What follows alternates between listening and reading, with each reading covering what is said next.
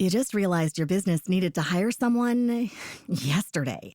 How can you find amazing candidates fast? Easy. Just use Indeed. Stop struggling to get your job post seen on other job sites. With Indeed sponsored jobs, your post jumps to the top of the page for your relevant candidates, so you can reach the people you want faster. According to Indeed data, sponsored jobs posted directly on Indeed have 45% more applications than non-sponsored jobs. Don't wait any longer. Speed up your hiring right now with Indeed. And listeners of this show will get a $75 sponsored job credit to get your jobs more visibility at Indeed.com/kidsandfamily. Just go to Indeed.com/kidsandfamily right now and support our show by saying you heard about Indeed on this podcast. Terms and conditions apply. Hiring? Indeed is all you need. Are you ready to learn the 3 secrets to launching a successful podcast? Hi, I'm Bill, a recent client of the Podcast Mogul. If you've been thinking about starting a podcast but aren't sure where to begin, he's got you covered. He is hosting a free webinar where he will share the 3 secrets that can help you launch, grow, and monetize your podcast without any fancy equipment or technical headaches. Click the link in the show notes to save your spot now and let him help get your podcast off the ground. Welcome to Invest in Yourself, the Digital Entrepreneur Podcast. Join the podcast mogul Phil Better as he interviews successful entrepreneurs that make their living in the digital world. Now, let's join your host, Phil Better, and his special guest today on Invest in Yourself, the Digital Entrepreneur Podcast. Hey there, digital entrepreneurs and aspiring speakers. Welcome back to another electrifying episode of Invest in Yourself, the Digital Entrepreneur Podcast, your ultimate source for unlocking the secrets to success in the digital age. I am your host, Phil Better, the podcast mogul, and today we have a guest who's about to ignite your passion for public speaking like never before. Imagine a voice and public speaking coach with a flair so captivating, it's practically contagious. For over 2 decades, she's been on a mission to empower professionals to speak with unwavering confidence, drawing from her own illustrious career as a TV reporter. But wait, there's more. Not only has she left an indelible mark on the world of public speaking, but she's also amassed a thriving community of over 300,000 people on TikTok, with possibly a smaller percentage left thanks to the US. But where her infectious energy and invaluable tips continue to inspire and uplift thousands. And here's the kicker. As her credentials aren't enough or impressive, she's also a TEDx speaker coach, wielding a hairbrush as a microphone with unparalleled expertise. In fact, in 2020, she was rightfully crowned the Young Entrepreneur of the Year for PR and Media in Queensland, solidifying her status as a trailblazer in her field. So without further ado, I am absolutely pleased to present to you the powerhouse in the realm of public speaking and empowerment, Sally Prosser. Sally, thank you so much for being here. Phil, what a fantastic introduction. Thank you for that. It's great to be here. You are incredibly welcome, Sally. I had your bio and I was just like, I need to make this special because you hit some high notes. I'm sorry. Doing a TEDx with a microphone, a hairbrush, that's impressive. It's impressive. And like in coaching of TEDx, yes. Yeah, it's like that's crazy. So before we're going to jump straight into it. So why did you become an entrepreneur? What was it that forced you or made you decide to jump into this world that we enjoy so much? Yeah, it's a great question. And I started this business around 5 years ago, and I'll share the story about why I started it 5 years ago. However, I actually started my first business when I was 16. So I started a speech and drama studio in the front room of my parents' house, which was it's kind of like a garage type session. And I was teaching kids as young as 4 and as old as 17 before and after school. And it was so funny because I never considered myself to be an entrepreneur at that stage. It was just kind of like, oh, this is something that I enjoy doing. And the hourly rate was a bit higher than working behind a bar or some other options at that time. What? And so really from that time being a speech and drama teacher, then I going into TV and radio news reporting, and then being a spokesperson for a company, I suppose voice and speaking has been a strong thread that's run through all of those things. And then I was at my job previous to starting my business, which was in public relations. And I was just in a regular meeting, not virtual at that stage, right? In-person meeting. And I walked out, and a woman who I didn't know that well, I knew who she was, but I didn't know her that well. She chased me down and she said, Sal, can I ask you something? How do you always say what you want to say in meetings? And I thought it was just such a bizarre question because I had been working on not speaking so much in meetings, listening. And I said, what do you mean? What do you mean? How do I always say what I want to say? She said, oh, well, I, write down what I want to say before I go in, and I get tongue-tied and I go to speak and I get interrupted, or I can't get my words out. And I just always leave never feeling like I have said what I wanted to say. I said, well, we can't have this. So we started having little lessons in the kitchen at lunchtime. We're just giving her some tips. And then that led to me being asked to MC a big event for the company. And the CEO of the company actually said, Sal, you should go and do that full time. And so that planted that seed, which I'm sure every entrepreneur has that moment where they're like, oh, hang on, I can do this. And that led to me putting in my notice and saying, you know what? When I was at uni, I was very, very happy on 2-minute noodles and cask wine. And so if I'm really down to it, I know I'll be quite happy. So I went for it. I had no pets, no boyfriend. I was Airbnb out this very room, actually, before my business grew. I was Airbnb out the room. So I had a few other little backup plans, and I went for it. And the rest is history, as they say. I love that. That's awesome. Oh my God. I mean, and it's all in or, not in at all in this regard for you. Like some entrepreneurs do. Some start with a side hustle, just build it up until it goes. You were like, nah, let's go. I got one good person. I'm going to go for it full time. Yeah, well, the full story is while I was at my other job, I did have some voice students on the side. A few. And I also used all the skills from being a spokesperson, from being a reporter, from being a speech and drama in my business. So I was already qualified and experienced in it. Like, I think that some people who just go cold turkey and say, I'm going to go and open up this beautiful B&B by the beach, but I've never worked in hospitality and I don't know anything about it, but I'm just going to go for it. I imagine that would be a lot more challenging. So when people say, oh, you're so brave, yeah, I think every entrepreneur knows there's a bit of courage that you need to go for it. We're all a little bit, crazy. But at the same time, I felt like everything in my life had been leading up to this point. So I felt very well prepared to go into this business. I love that. I love that you were prepared and you knew exactly what you want to do. Plus, you had all the major contacts to connect with people who either need some help with their coaching and their voice work as well, being in the PR world. Yeah, absolutely. And this is the thing with public speaking. Some people think it's, well, if I'm not on stage at a lectern, then I'm not a public speaker.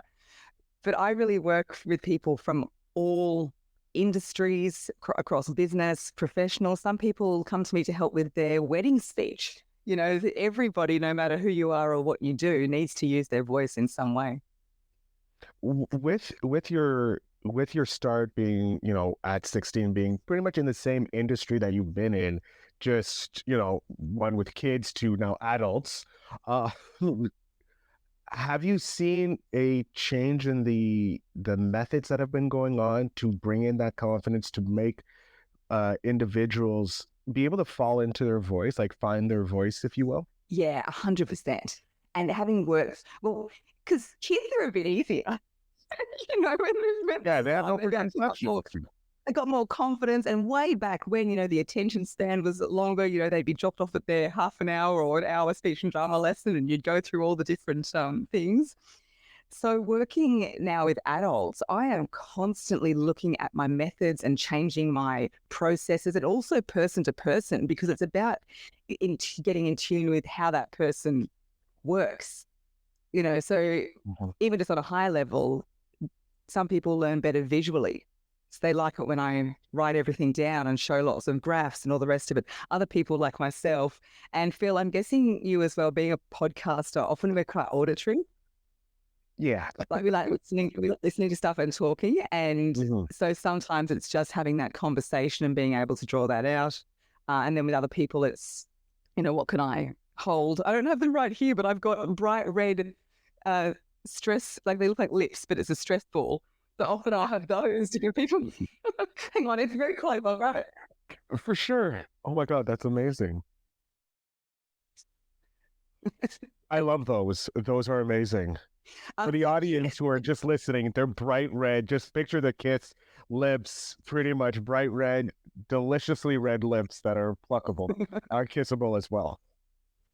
Yeah, and that's the exciting thing about being an entrepreneur as well. And the way that I work is I am always looking at how can we help people learn better? How can we have our processes more accessible to more people? And then also keeping up with the trends. So the pandemic is just a perfect reason. I was very fortunate. I had my very first online course, get this, my very first online course that started on March 16, 2020. Oh my God. Like, it was just really, I mean, I know there are no coincidences. The timing was crazy because that was right, when everything started to happen. And there were people that were like, wow, Sal, you moved fast. I was like, well, I can't really claim that because that's a little bit too fast. But, so many more of my clients now are wanting to know how they can present on camera and how they can connect on the phone. So it's changing. And it's great that you know how to present on camera. Like, you're bringing that authority because you were a news reporter. You had that ability, and so you already know how to engage in the like. I've been watching you, and I'm like, yeah, she's a professional. Like, I've had a few former newscasters on, and you can immediately tell just your presence already. You already know how to look at the camera, talk to the camera, engage the camera, and it's far superior than some of the others I've had on the guest. So your clients are just getting next level coaching with that. Oh, thank you. Well, I will tell you a little secret. Well, part of it is, if you've been in the media, you become a little bit of a, camera tart. Like, where's the microphone? That's it. But also, I invested in some really great gear a couple of years ago. So quite an expensive setup where I've got I don't know if you can tell, it's like a cinematic quality camera. Yeah, it's a 4K camera, feels like it. 4K, it's a 4K camera. I've got light here. I've got backlight set up there. I've got a front light here. And when people come in, it does look like a space control type thing. And I wouldn't say that everybody needs to invest at this level. I mean, I do this professionally, and especially when I'm working across different time zones. I found myself having to do like a call where it was dark in Brisbane. It was about 7 o'clock at night. The sunset's quite early here. And I was trying to work out with lamps and my ring light and all of these contraptions to try to make it look good. And I thought, when you're doing it professionally, it's not going to work. So now, no matter what time of day, I can put it on and it's good quality. So I would highly recommend for any entrepreneurs listening where they do want to make it, whether it's online courses or YouTube, or be able to have that good quality for podcast interviews like this, I'd say it's one of the best investments I made. I love it. When it does come to the public speaking, because I know I always get butterflies when I do start an interview because I'm like, oh my God, will this be a good show? Like, that's my big thing is like, will my audience get the most out of the episodes? That's my major feeling. That's where my butterflies come from. I can stumble 100 times, whatever, it happens, it's life. And it's just like, do I ask the questions that make the guests interested? So I'm not scared to make a fool of myself. Public speaking, I love it. But I know a lot of people have that fear of public speaking because they're scared of being made fun of, or if they trip up or something like that. When you're working with your clients, how often is that a fear? And what are some ways maybe someone can get over that quickly? They have to do that presentation they're fearful of. Oh, yeah, absolutely. Breaking through that fear is truly life-changing, and it really is the core of what I do. Phil, you're absolutely nailing it. And what I say to people is that you don't need to get rid of your butterflies. You just need them flying in formation.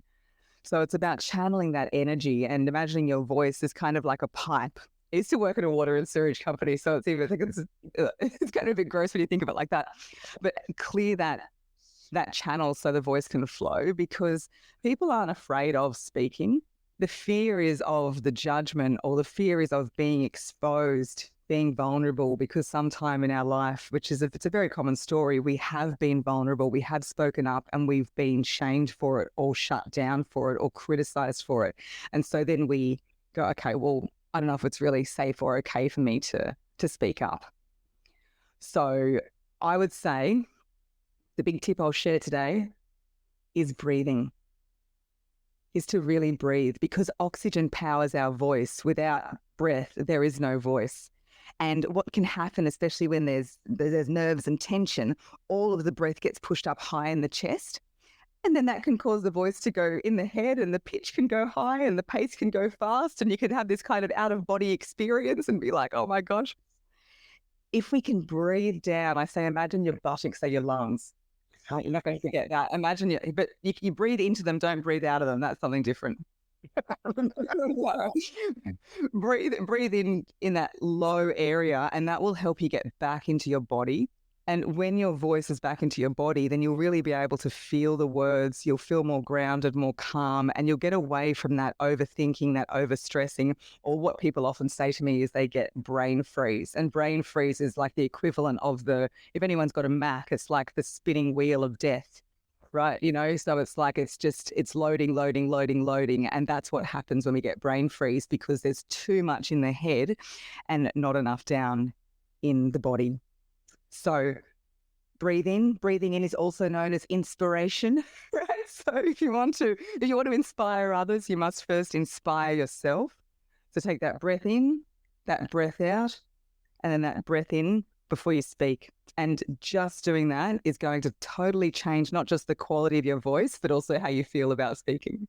Ooh, I love it. That's a great piece of advice. I think I do it naturally because I used to do theater when I was younger. So I think I got used to like being ever there. My father has taught me to project my voice as well. So like I never was fearful of my voice. And I love sharing it. So maybe that's why I'm a podcaster.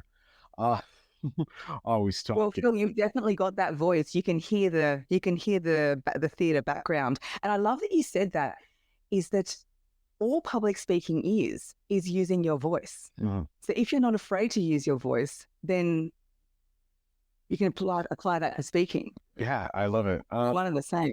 It truly is. When you're happy to hear, I dislike listening to my voice. I love talking. There's the big difference, but that's because of my past work, having to criticize my calls. But anyways, as a leader in the public speaking coaching area, and with the recent rise of it thanks to COVID, because that changed the game, how do you see the future of this public speaking industry going forward?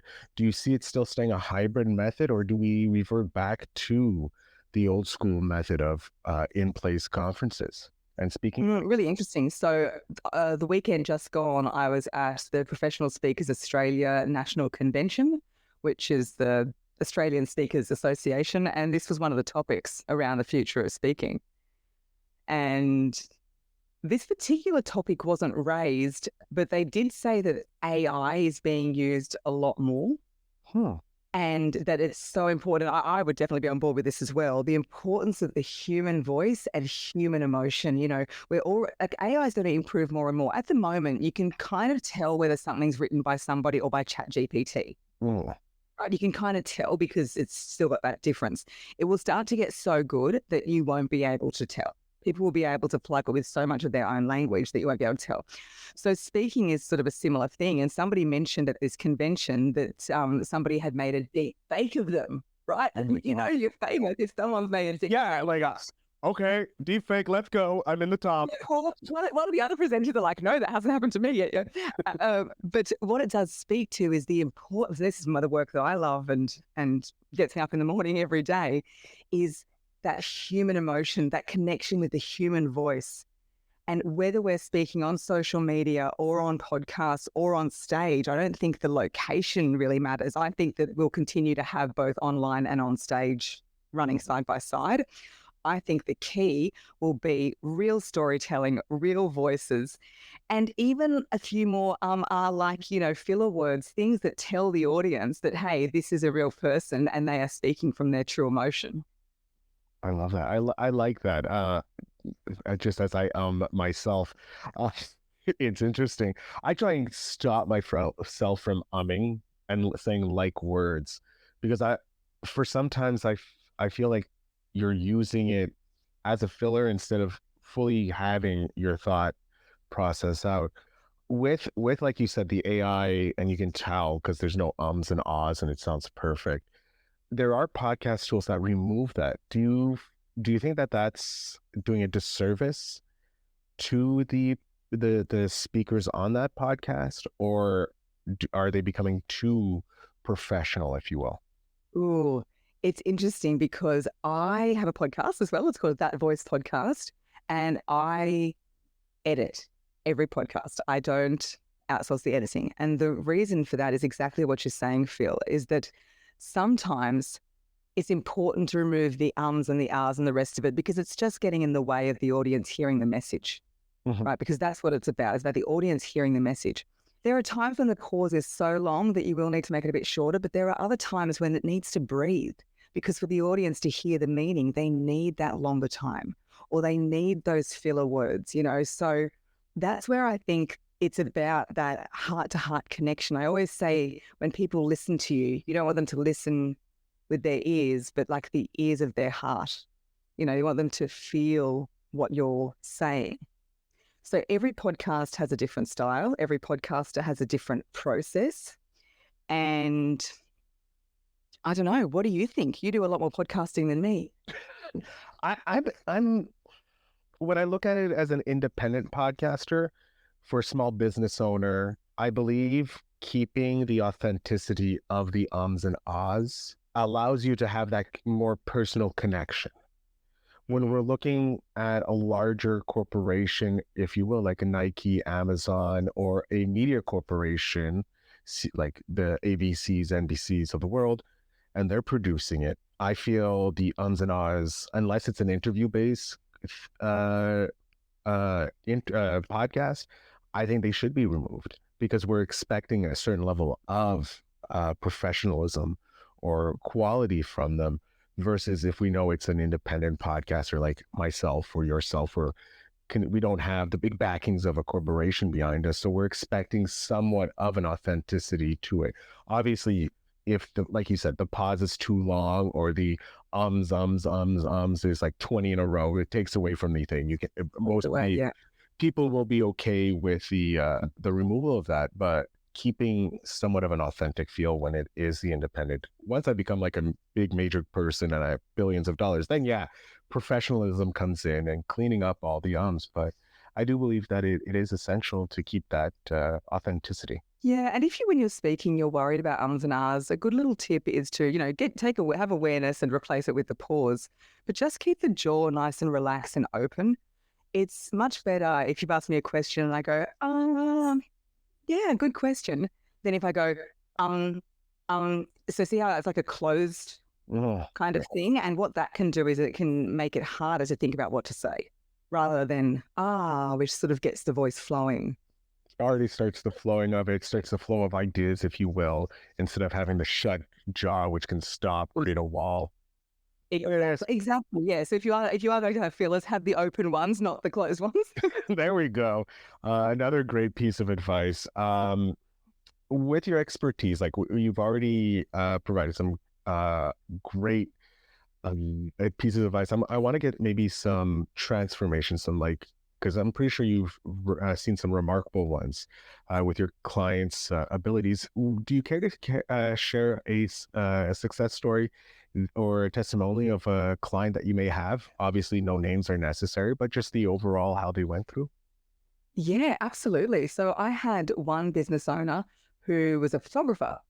And she said, look, Sal, I don't want to do any videos online because I don't know, I look kind of weird. And I'm not the big extrovert. Like, if you're not seeing me, I'm in literally a hot pink leopard print dress. So you look fabulous, by the way. You pull it off. Oh, thank you, Phil. I'm filming a video today about expression. So I thought, well, that kind of matches. It's a very expressive shirts or the theme. Yeah. So she was saying, her style was a bit more subdued and she didn't want to do the whole rah-rah. I think a lot of entrepreneurs, I work with lots of business owners, they feel like they need to speak in a certain way or be like someone in order to go viral or to get views or whatever it is, when really you just have to be yourself. The more of yourself you can bring, the more magnetic you'll be. because people are really attracted to people who are fully in their power and fully themselves, and they're also repelled as well. But that's the beauty of being yourself, is that you can attract people and also repel people that aren't meant for you. So we worked through these blocks around, I'm an introvert, therefore I can't show up on camera, or I look weird, therefore I sound weird, therefore, all of these stories that we tell ourselves that stop us from doing what we want to do. So we worked through that, and she started making a few little TikToks and a few little Instagrams, giving tips about how to use your iPhone and lighting and different things. She's a photographer. And then a couple of months later, I got this DM in my Instagram saying, you're not going to believe this. I've gone mega viral. I wouldn't have been able to do it without you. Thank you so much. Now, when I read that, I was like, oh no, her account's been hacked, because it looks like a little bit of a spamming message. And I was like, and I actually wrote back, I've got it in the thing. I'm like, is this you? And she was like, yes, it is. And I went into her account, 190,000 Instagram followers. Wow. I know. And yes, it's been from the content she was sharing and a whole lot of other marketing things that had come into it. But it would never have begun if it wasn't for working through those blocks around hearing her voice, showing up on camera and speaking as who she really is. So I have lots of stories like that. That's one of my favorites, though. I think that is a fantastic. So I love that story. Simply because your first instinct is, no, my client didn't go viral. She got hacked. I have to make sure it's her. And I think that's terrible. I need to have more faith. Anyway, it's a Katie Carr's Photography. So if anybody wants to go and check out the account, at Katie Carr's Photography. Be definitely in the show notes down below. We're coming to the end, which I hate because I'm having such a great time talking with you, Sally, learning so much and sharing laughs. However, I have your 10-year-old self here. She's a bit of a spitfire. She's really ready to go out and have fun and, use her voice. I would love for you to provide us maybe with some advice, one piece of advice you would love to be able to hand back to your 10-year-old self. Oh, I would say to her that it's never too late to make a new decision. It's never too late to make a new decision. I think that when I was younger, and even sometimes now, you get yourself into this idea of this is the path, right? I've set the path and I'm going to follow the path. It's absolutely important, I believe, to set goals and to have visions. Yet if we get too hell-bent on one particular path, we're often missing out on other paths that could be even better. So it's never too late to make a new decision. And if you feel in your heart that you want to shift course, I believe you always can. I love it. It's an amazing piece of advice. I love asking that question to entrepreneurs because I always come up with some just mind-blowing advice. So thank you so much for that, Sally. Oh, thank you. And, I really, so much that has helped me has been advice from other entrepreneurs. It's such a beautiful community. Mm-hmm. And I'm sure a lot of entrepreneurs had the story of trying to troubleshoot something like for ages, Googling this and that, researching, and then they just go somewhere and ask another entrepreneur. And they're, oh yeah, just use this. You're like, oh, thanks. So true. It's so great to always ask your community. And I find this globally, entrepreneurs are really always willing to help where they can. I love it. Sally, I'm going to jump off stage here. I would love for you to let my audience know where they can connect with you, how they can possibly hire you to connect so that they could have a better public speaking event or have a better coach. So the floor is yours. Oh, wonderful. Thank you. Well, my name's Sally Prosser. I'm not an international woman of mystery. You can find me on almost every social platform, on TikTok, Instagram, and Facebook. I'm at Sally Prosser Voice. I'm also on LinkedIn. I would love to hear a DM from you and join my community of soul speakers. Thank you very much.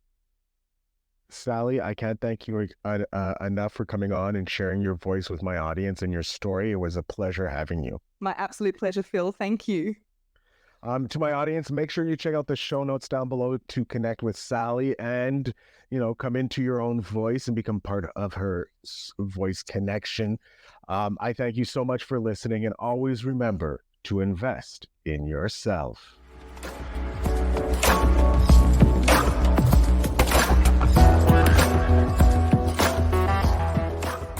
Thanks for tuning in. Now it's time to take the next step. When you're ready to dive deeper into how to launch, grow, and monetize your podcast, Phil's got something special for you. Join him for a free webinar where he'll reveal the 3 secrets that have helped countless entrepreneurs succeed in podcasting. Click the link in the show notes to save your spot, and let's turn your podcasting dreams into reality. You just realized your business needed to hire someone yesterday. How can you find amazing candidates fast? Easy. Just use Indeed. Stop struggling to get your job post seen on other job sites. With Indeed sponsored jobs, your post jumps to the top of the page for your relevant candidates, so you can reach the people you want faster. According to Indeed data, sponsored jobs posted directly on Indeed have 45% more applications than non-sponsored jobs. Don't wait any longer. Speed up your hiring right now with Indeed. And listeners of this show will get a $75 sponsored job credit to get your jobs more visibility at Indeed.com/kidsandfamily. Just go to Indeed.com/kidsandfamily right now and support our show by saying you heard about Indeed on this podcast. Terms and conditions apply. Hiring? Indeed is all you need.